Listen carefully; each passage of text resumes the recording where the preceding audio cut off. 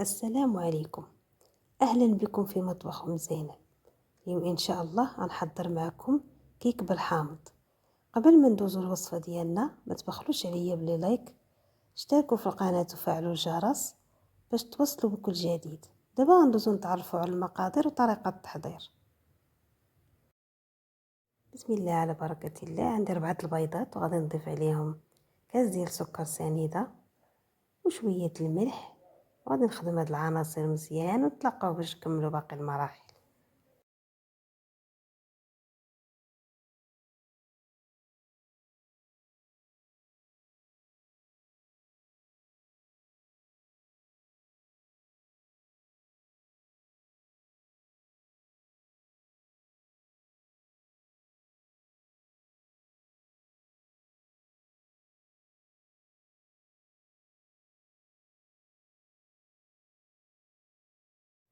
صافي هنا ملي خدمت العناصر مزيان حتى تغير اللون ديال الخليط، غادي نضيف كاس ديال زيت المائدة،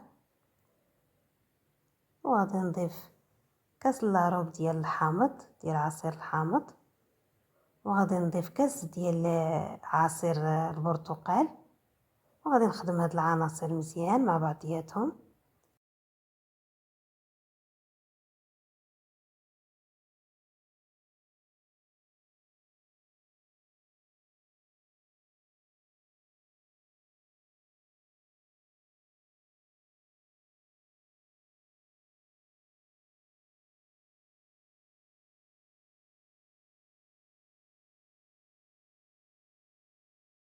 وغادي نضيف معلقة كبيرة ديال الحامض محكوك.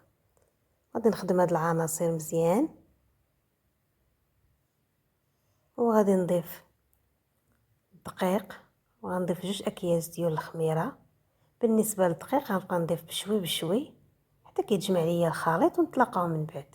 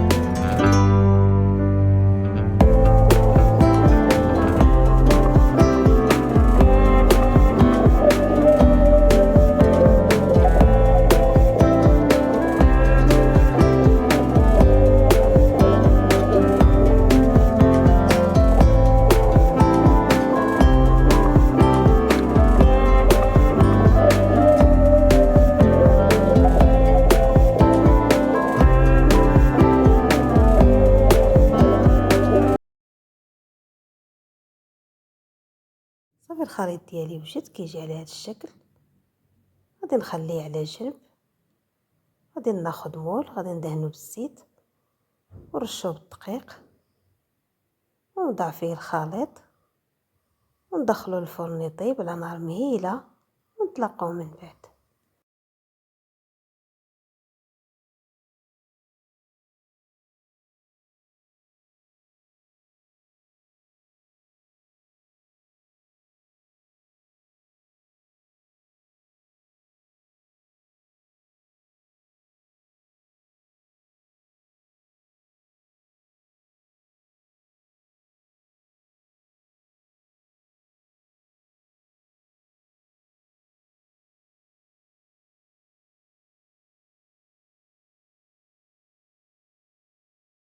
صافي من بعد ما خرجتها من الفرن كتجي على هذا الشكل.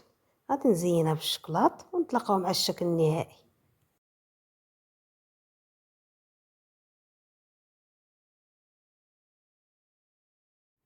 هذا هو الشكل النهائي ديال الكيك بالحامض اللي حضرت معكم اليوم. نتمنى يعجبكم، والى فيديو اخر ان شاء الله.